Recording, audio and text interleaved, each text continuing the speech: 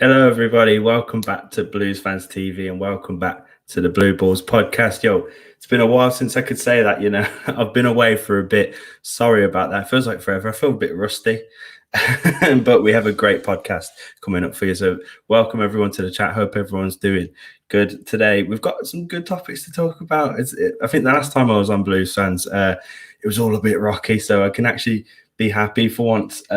But today, of course, we're going to talk about the Newcastle game. We're going to talk about the upcoming games in Southampton, and then we're going to talk about Madrid, which is going to be scary. So maybe it won't be fully happy then. But anyway, that's what we're going to get into, and we've got some great guests. No introduction needed for this man. We've got Lewis. How you doing, mate? I'm good, bro. What are you saying? I'm good, man. Like I said to you just before, man, it's been a while. It's been a while since we've had a chat in it. Yeah, and we're in more positive mood than we were before. Unbeaten Definitely. 6, 5 wins on the bounce. We're in the top 4. Everything's looking rosy. It's looking peachy, man. Just hope it don't crumbling down, but that might be me being a bit pessimistic.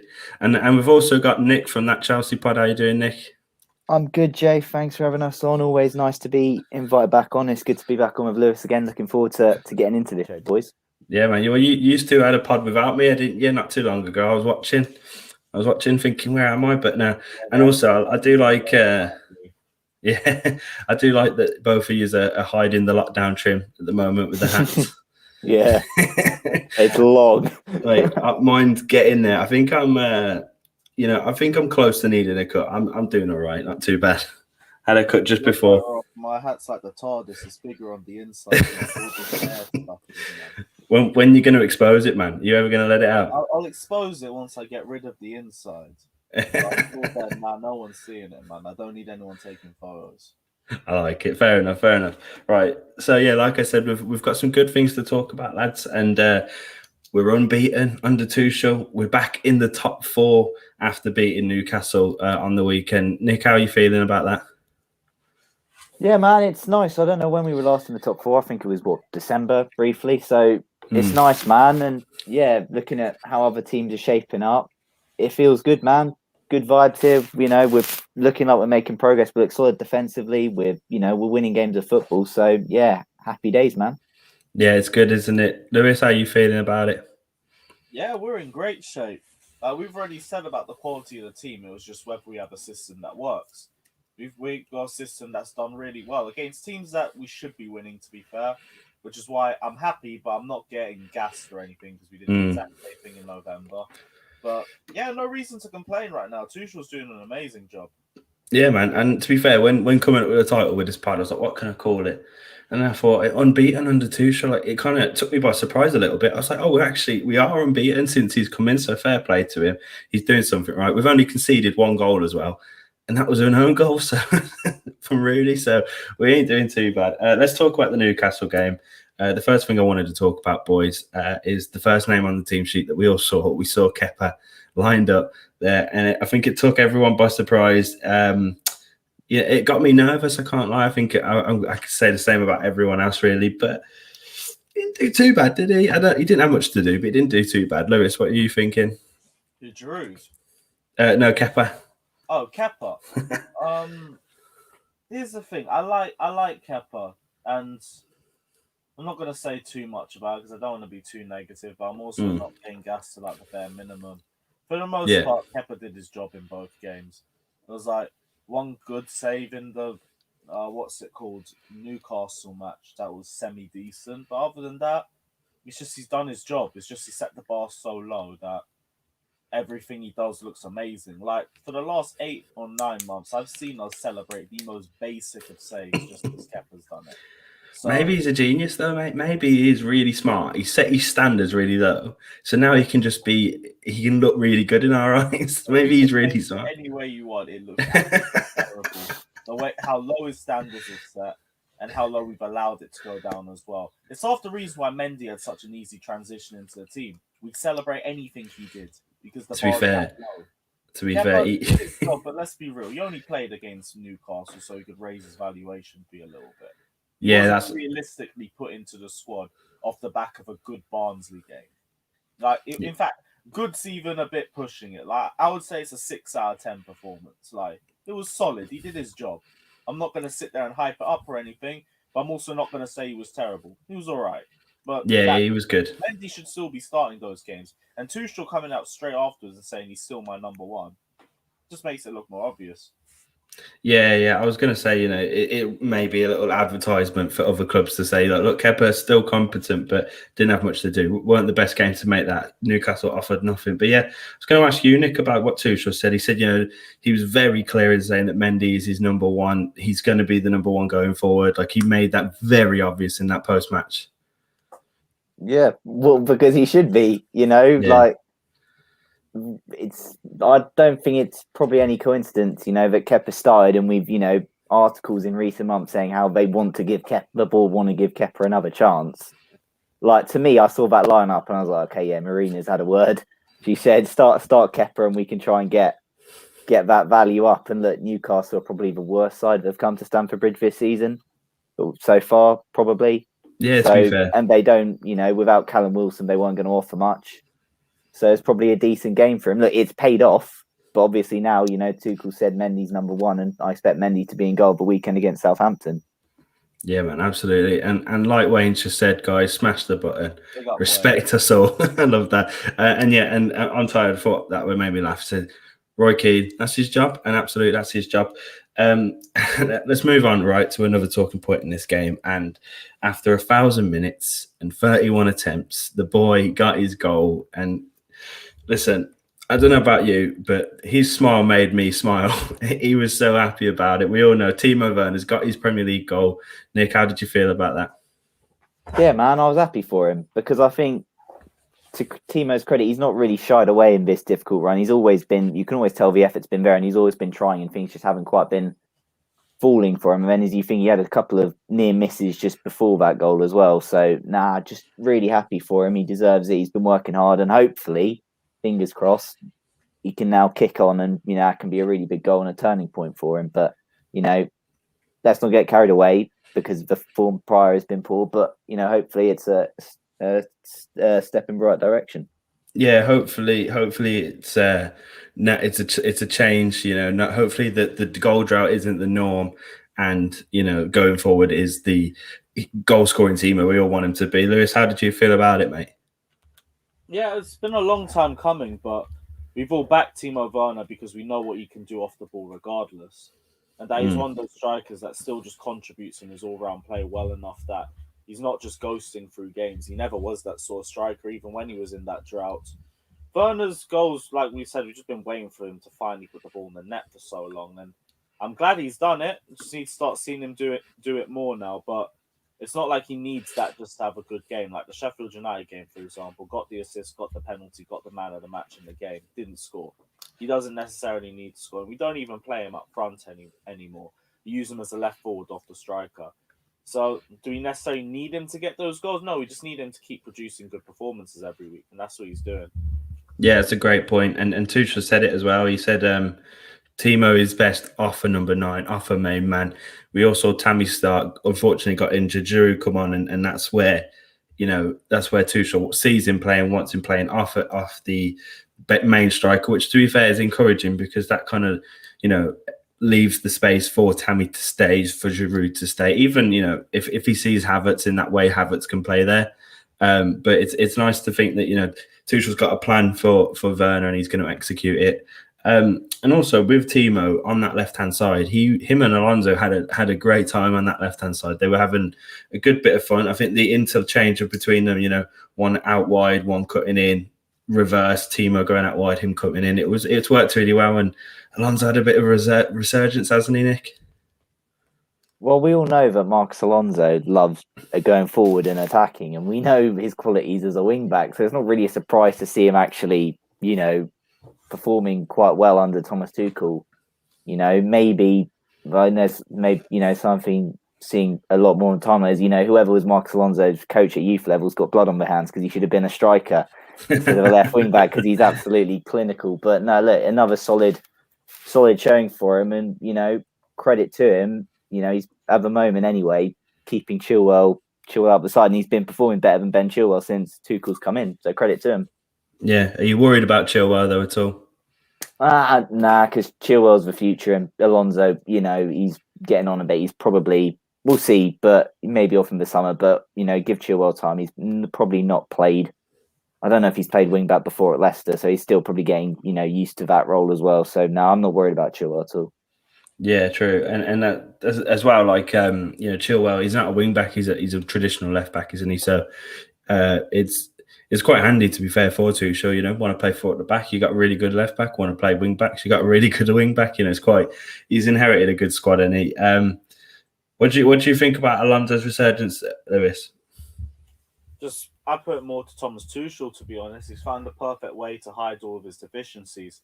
His link up with Timo Werner as well, which goes back to how good Werner's been recently. Because I've also said I don't rate Werner as a left winger, but we push him onto the left-hand side and we push Alonso into the middle. We have a bit more aerial threat. So it's kind of like he's been working as a centre forward this time. It's just making inverted runs into the middle. So he's been good. I also put that down to the opposition as well, because I've always said of Alonso, we know his deficiencies as a player. He can get exposed. I am worried he will get exposed. But for now, he's done well. So credit to him. Yeah, and there's nothing wrong with rotation, is there? Keeping the side fresh. I think at the start of the season, Chilwell was the only left back we should ever consider. But now, with that competition, it's going to light a fire up his arse, and he might, put more of a shift in as well. Yusuf, I see you in the chat, big man. Say a long time. We've got Nick, and he sees Lewis every day, so nothing new there. He's good, like Yusuf. He's a good lad, right? Shall we move? If you guys got anything else you want to say about the Newcastle game before we move on? The Danish Maldini. I'll let Lewis get his, AC prop in if he wants. Yeah, brilliant assist for Werner for the first goal, but please appreciate the man who set up the pre-assist, Andreas Christensen, and how seamlessly he slots into the back three over the last 4 or 5 games. Thank you.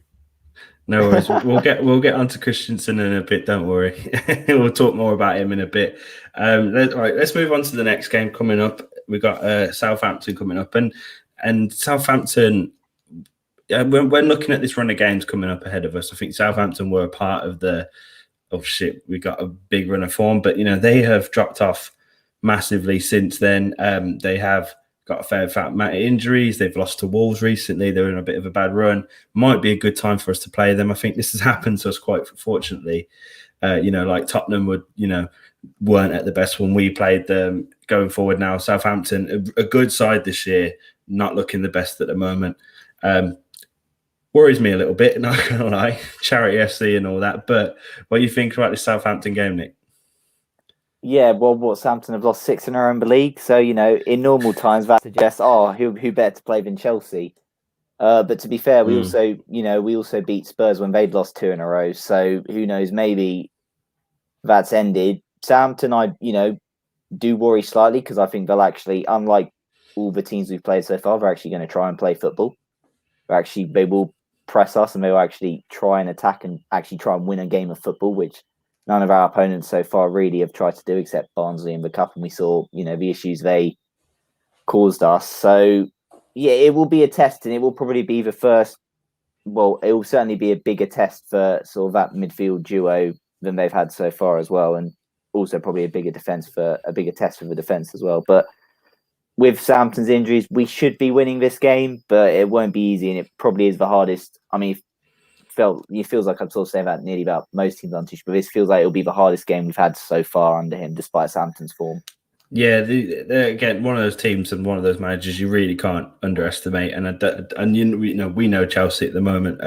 This season, can't say at the moment, we've been putting in solid performances, and I guess that's where the confidence comes from with me. Like, we haven't been setting the world alight, but we've been very competent in these games. We've been winning them relatively comfortably. So we can't take them lightly. Lewis, what do you think about this game, mate? Yeah, I thought Nick says that they're actually going to give us a game for this one, but their form's been terrible. We call ourselves Charity FC all the time. We need to stop being Charity FC, and hopefully Tuchel puts a winning mindset into the squad. But yeah, should go there, get the 3 points. We've got bigger fish to fry in the next few weeks to even worry about them. Apparently, Liverpool might be straight after the United game. So we got our next 3 games are way worse than this one. So this better be the dress rehearsal. Yeah, that is very fair. And, you've mentioned it there. We've got bigger fish to fry going ahead But do you think that will have a play on Tuchel's mind? Do you think there'll be any rotation in this game? Maybe, but our rest is pretty decent up until the Man United game and potentially the Liverpool game. Because that'll be a 3-day gap. But there's going to be a 3-day gap. What was it? Saturday, Sunday, Monday, Tuesday. Yeah, a 3-day gap for the Atletico game. And then we play United on Sunday. So there's decent rest there. Look at the rest we've had from the Newcastle game up to now as well. That's 4 or 5 days. So yeah, it'll be fine. To be fair, yeah, I remember thinking, wait, ain't Chelsea got to play like today or something? I'm just so used to seeing them. I was a bit like, wait, I'm supposed to do a podcast. Are we playing? No, we're not playing. Don't worry. We got 2 weeks. Yeah, we can chill out for now. But yeah, no, I mean, I think we might rotate ever so slightly. We all know that Cover and Jorginho have been the boys in midfield, and Tuchel really has put a lot of faith in them.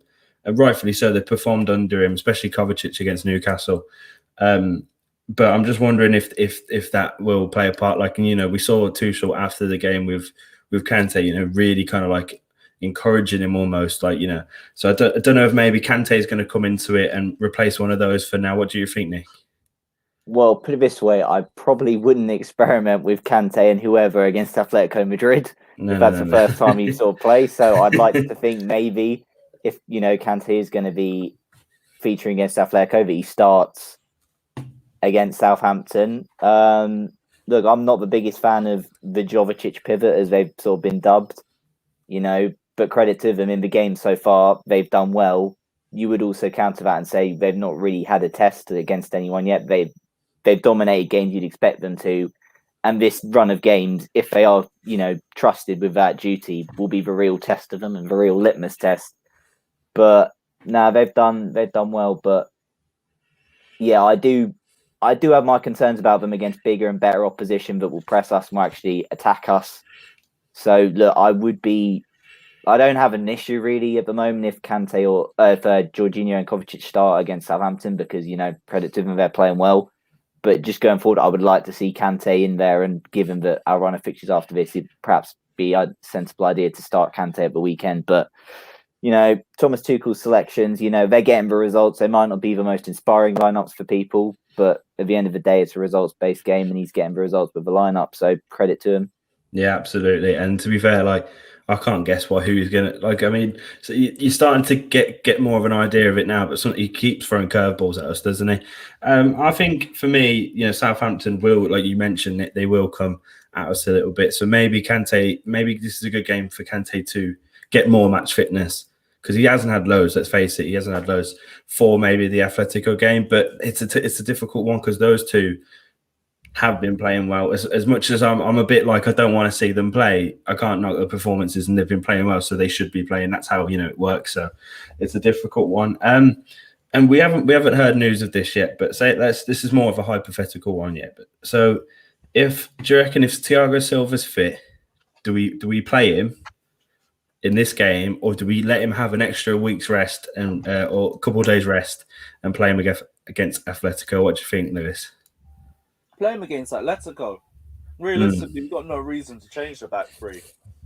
And not with the Danish Maldini. The back three. Now, I think if we have to change the back three, we need to put Zuma in there anyway, because our aerial threat's been lacking for the last month and a half.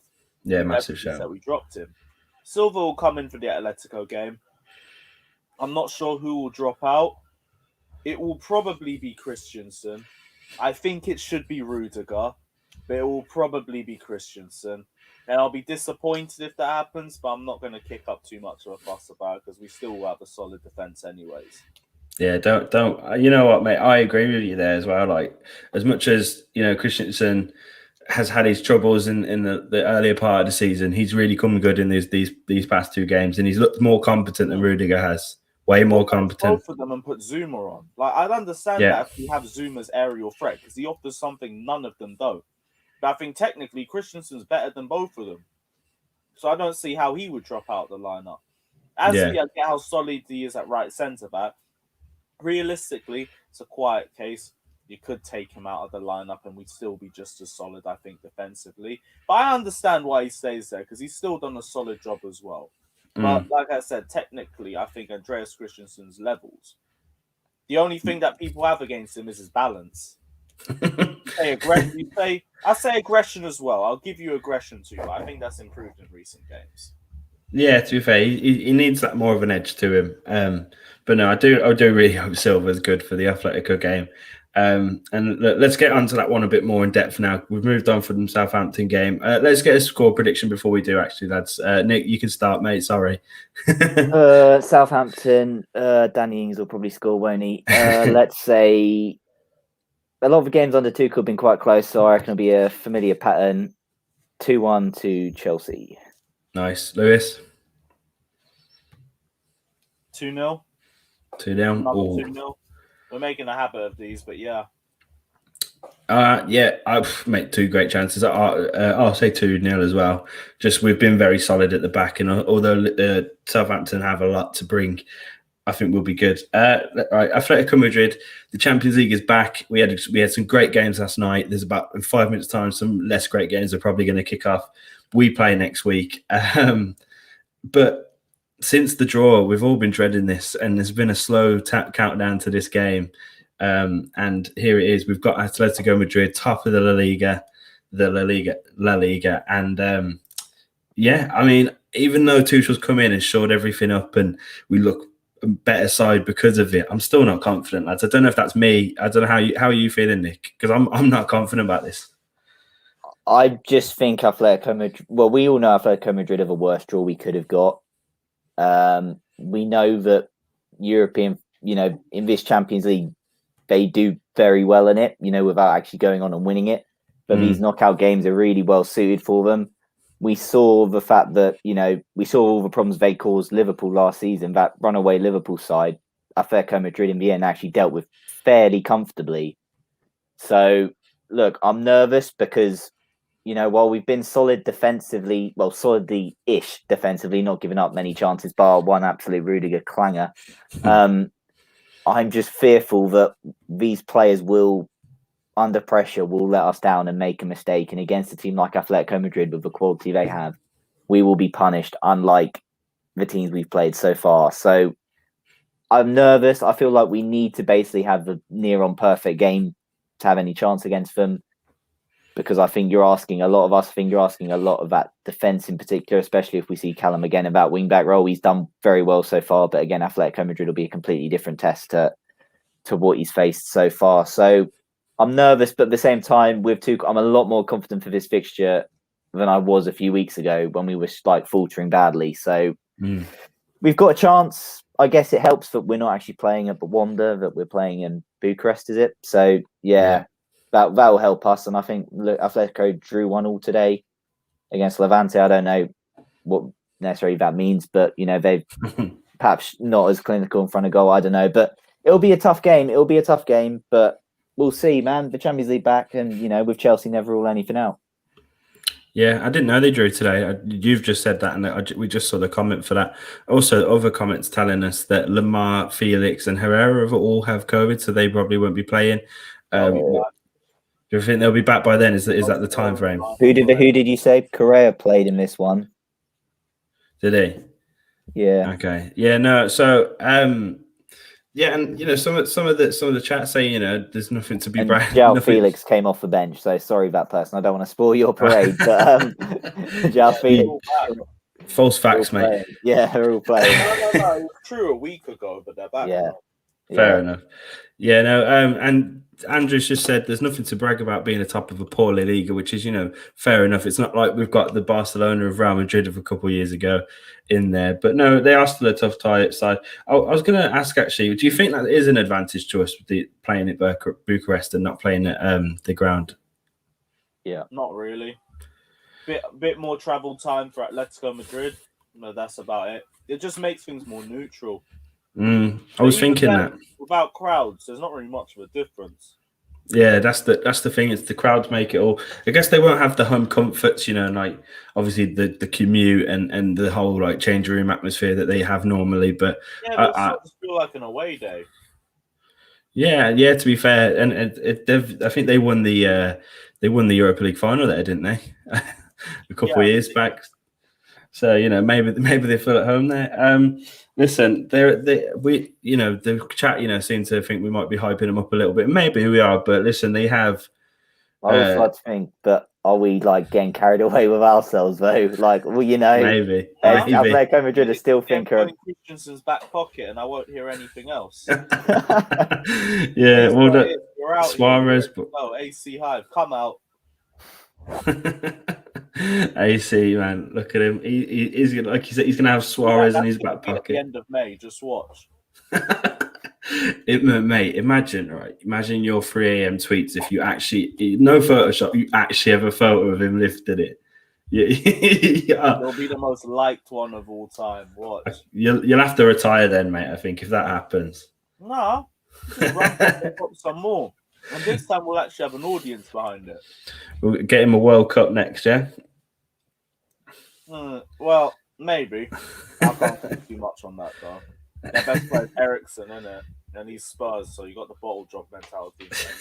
Anyway. That's brilliant, right? Yeah, I don't know how else to say about this game. Really, I am nervous. I'm looking forward to it at the same time. Like watching the Champions League last night was fun. Hearing the theme tune, between the group stages and 9 knockouts, it always feels like a very long time. It's always good to get back there. I heard today that someone said it's not that big of a priority for us. Top 4 is, and as much as that's true, we need to get top 4. We need top 4 to get in the Champions League. We're in the Champions League now. It's a priority. Do you know what I mean? Like it can't just be like we need to get it in every year. We want to go as far as we can every year. And can't be a recurring circle. Plus, to be honest, I'm one of Europe's elite as well. Yeah, we ain't got the Champions League last 16 since 13-14. Yeah. It's been a while. Exactly. Get past that, just for the mental block. Yeah, whisper it quietly. We've sort of been like Arsenal in the Champions League in recent years, so I'd like to change that ASAP. We just been out for a few years and stat padded the Europa League, so no one clocks it. But it's cool. We got a Europa League out of it. Fine. Let's just not go back into it. Exactly. So I do think we need to prioritize this game. What are you guys thinking formation wise for this game? I think I saw a couple comments saying we should drop back to a back 4 for this one. Nick, what do you think to that? This is tough, man, because Tuchel so far has played with a back 3, so that's sort of all we really know from him. I get why people say go back to a back 4, but then what happens to your midfield? What happens to the formation? Look, Tuchel seems to basically at the moment do it on a game by game basis, which he thinks will get the best for us at the moment. I don't see us veering away from that 3 at the back, so I think it will probably be a 3 at the back against Atletico, because again, he can't experiment. He hasn't got pre-season. These are like real fixtures with a lot on the line. So I think at the moment we'll see 3 at the back. It seems to be getting the best out of most of our players at the moment. So I think we'll see 3 at the back going forward. Fair enough. Yes, Vipers in the chat. What are you saying, mate? Lewis, what do you think about that? Stick with the back 5, back 3 almost, or go change it up a little bit for this one? Things could change because Tuchel's like that, but I don't see why we've been. It doesn't make sense that we play as 3 at the back, this sort of system, for 4 weeks straight against very similar opposition, to then face a big test and then do something completely different. So I think we're going to play a similar formation. Yeah, fair enough. And what do we think going forward? Do you think we'll go with a front 2 then of Werner and a number 9, or do you think we'll play Werner on his own? Nick? Ooh. Well, I guess it depends on fitness, really, doesn't it? Because, Kai Havertz has been unavailable recently. So I guess it depends if we can get him back. But, yeah, if we're just looking at the weekend, I'd imagine it'd probably be Giroud and then Werner and Mount in behind. That's what I'd imagine. I reckon it's probably a similar-ish team to Newcastle, except Giroud in for Tammy, and then maybe Kante in for one of Jorginho or Kovacic. But other than that, I reckon we'll see pretty similar side. Fair. Giroud needs to rack up them goals. He's already got plenty in the group stages. Maybe going for the golden boot in the Europa. Not the Europa, the Champions League. Yeah, both of them. Exactly, mate. Exactly right. So yeah, I think that's it for the games. We're we're going to do it. I was going to not to do it, but let's do a score prediction for the Atletico one. It's always sad to try it. We'll go with you first, Lewis, this time.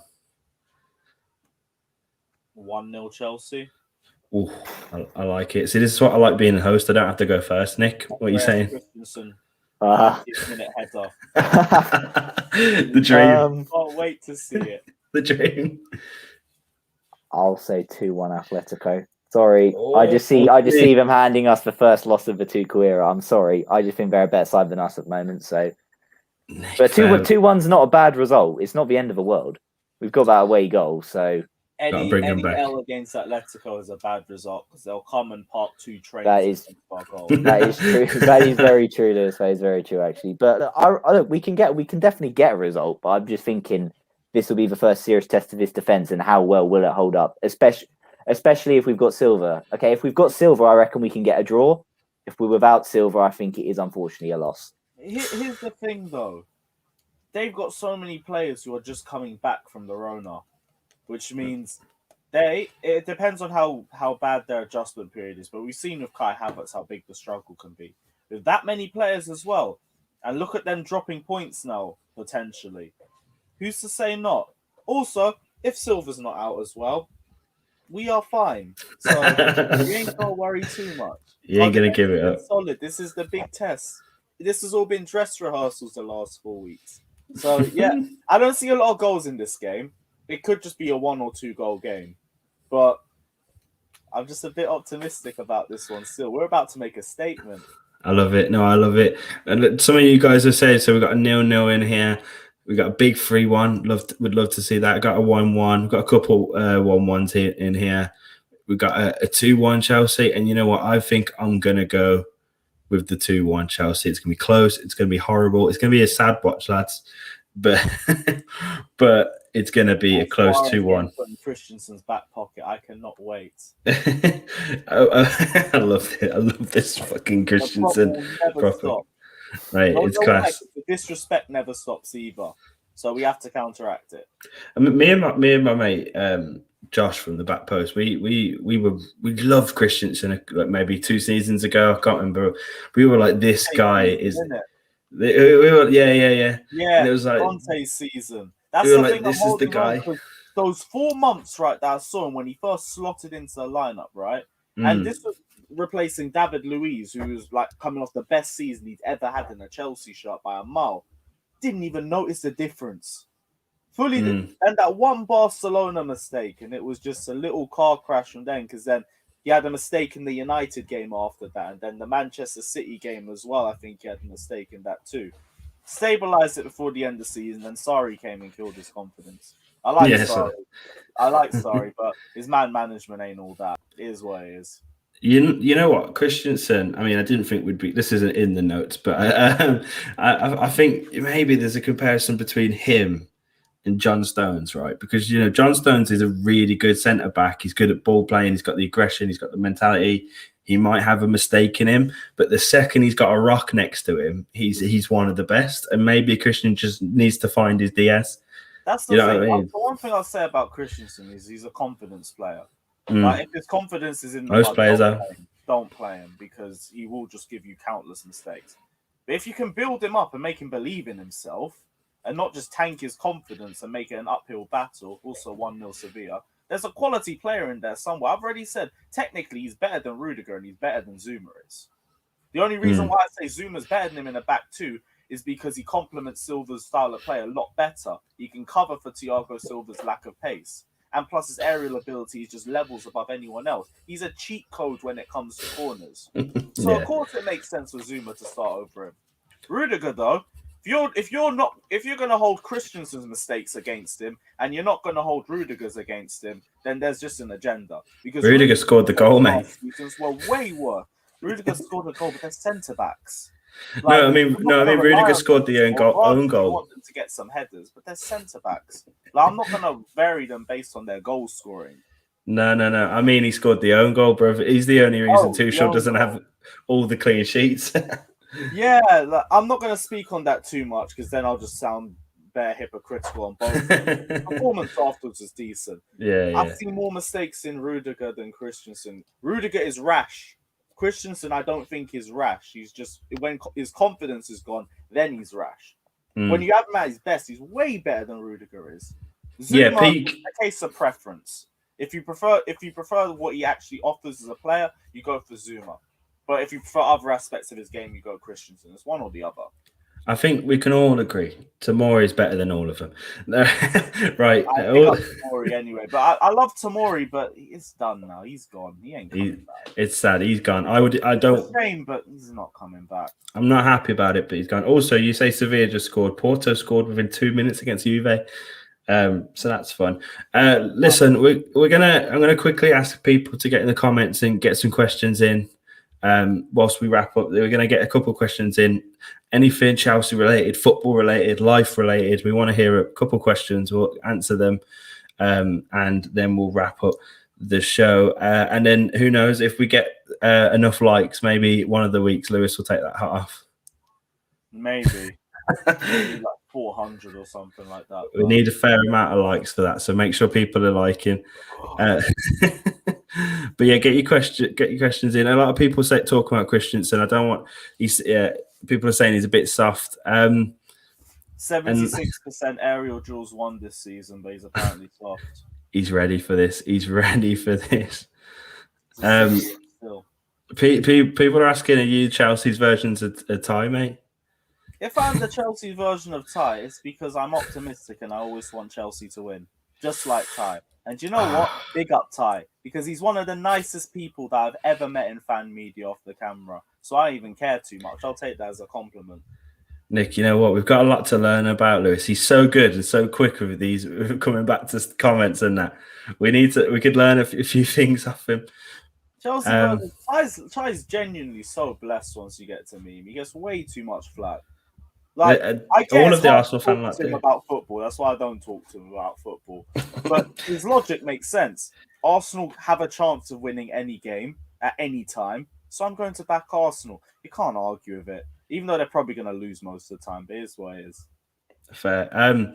So yeah, we got a question here. We got what's your predictions on? Oh, it's Vitmus. Yes, big up, mate. Sorry, I didn't even read the name. What's your predictions on Chelsea finishing the top four, and can we win the FA Cup? I'll quickly go first on that because I was thinking last year we had to play Liverpool, Everton, United, Leicester, and then to get to the final of the FA Cup, and we probably should have won that FA Cup final, right? What a run that would have been. This year we've played.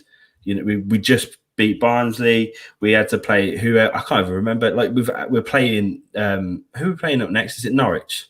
Sheffield United. I can't even think of the teams because we've had such an easy run. So I think yes, we have a good chance of winning the FA Cup this year. And if you would have asked me top four about 2 weeks ago, I would have said no. But now we're in it. So it's like. So I don't know what to say with the league anymore. But I really do think we can win the FA Cup this year. What are you saying, lads? I'll move the comments, covering Nick's face as well. I think we'll get top four. I think we get top four now, and yeah, we've got a decent chance in the FA Cup. Put it this way, we should be in the semi-finals. We should get past Sheffield United.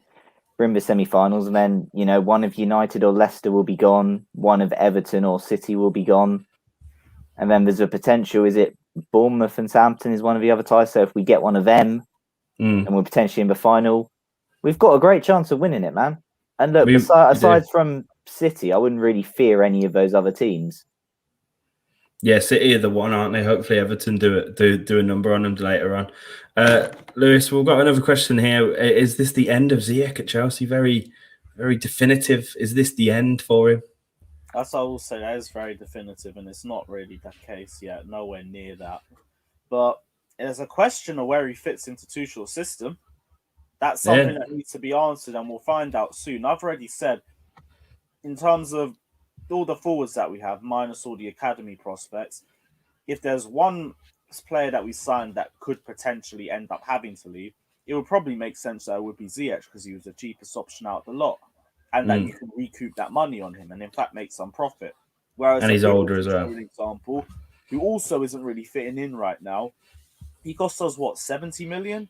How much he cost? He cost us way more than Ziyech did, which means the club are going to be more indebted to try and make that work. Like, use Kepa as an example. Like, £72 million goalkeeper who's been flopping for the last year and a half. There is only one reason why he was put into the starting 11 for that Newcastle game. And no one will speak about it because we won. If we didn't win that game, if we lost that game 1-0 or so, you know exactly what everyone would be saying. They'd be saying, why is Kepa in the squad? Anyone who is Tuchel out or is still mourning Lampard leaving, like I know there's some Chelsea fans doing right now, they'd be on Tuchel's head for playing Kepa. So that's where I think sometimes we're letting politics get in the way of the squad, but we didn't lose. We won. So no one cares about it too much. But that's why I think in the case of Ziyech, if it doesn't work out for him this season, he might not have another chance. But he's a quality player who I think will definitely be able to show his ability. And he's shown it for us already this season. It just looks more like match sharpness to him. He's only had like the equivalent of 14 games since February or something like that, because the Eredivisie finished as soon as we went to our first lockdown. Yeah. And with all the injuries, he's had barely any game time in general. So it makes sense that he comes back and he's still not that sharp. But I don't know where he fits in right now. In front of Werner, in front of Mount, in front of Hudson-Odoi. I don't see where he gets into the squad. Kai Havertz, when he's fit as well, how does he get him over him? Because we play this 3 at the back system. There's limited attacking options. There's only like 3 spots. It is a difficult one. And yeah, and Hams just said, doesn't he play here at number 10? And I know he has done. He's not getting in number 10. But there's people ahead of him in that position. He was brought in to be a right winger at the start of the season because we had got rid of our wingers, but it slowly becoming like, we're not using that system anymore. So it is a worrying time for him. You got any thoughts on that, Nick, before I move on to another question? Yeah, like Lewis says, I think ultimately the fact that Ziyech was fairly cheap means, Chelsea can easily make that money back on him. It's amazing what luxury a price tag affords you at Chelsea, how many chances it gives you. So, as we've seen with Kepa. So, yeah, look, there's still, it's still early days. I don't want to, rule him out because he has also had injury issues as well. And I think he is a top player, but it's just a question of, at the moment, especially when we're playing 3 at the back, as Lewis said, it does actually limit your attacking options. So, look, I can't see us, I can't see Tuchel playing Hakim Ziyech as a wing back anytime soon. So, I think at the moment Ziyech will have to sit out. But look, who knows? Maybe a change in formation will bring, a change of fortunes. But right now, Ziyech has got a bench ride, and then if he gets the chance, got to impress, which he unfortunately didn't do against Barnsley. Yeah, it's a couple. Same with a couple players, isn't it? Yeah, this isn't a question, but Tammy Abraham has more goals at the Emirates than Willian this season. Not a question, just a lovely little. And we've got a less serious question here, but I'm gonna ask you to answer it anyway, lads. How many goals is Haaland scoring next season? 40. 40 for Chelsea, by the way, not anyone else. And I haven't getting 35 assists. Yeah, I like it. How about Timo? 40 as well. 30. He's still getting back to his best. But yeah, honest. Love that. I think that's a fun place to end it, isn't it, lads? Just on a light-hearted note. We thanks for joining in, everyone. Really appreciate you getting in the comments and that and joining in. Thank you if you listen to this after the fact. We do appreciate you. Of course, subscribe to Blues Fans TV. Make sure you check these lads out on their own personal stuff. Nick, what you got going for you? Yeah, so you can follow us on Twitter. We're at that Chelsea Pod. We do a Chelsea podcast. We've had Jay, you've been on kindly yourself a couple of times. Yep. We've had some other faces in the Chelsea Twitter community, so you can go check us out. We're available on all your usual podcast platform providers. So yeah, cheers for having us on. It was good fun. No, thanks for coming on. Listen, do I have to promote Lewis too much? We all know who this man is. Lewis G, YouTube, Twitter, you already know, but safe for having me on, bro. It's all right, mate. And of course, check out the back post. We've been missing for a while, but we're coming back strongly tomorrow. So make sure you check that out. Subscribe to the back post. And of course, Blues Fans TV. Make sure you like him. Make sure you subscribe in. Great things coming on the channel. Thanks for watching, everyone. In a bit.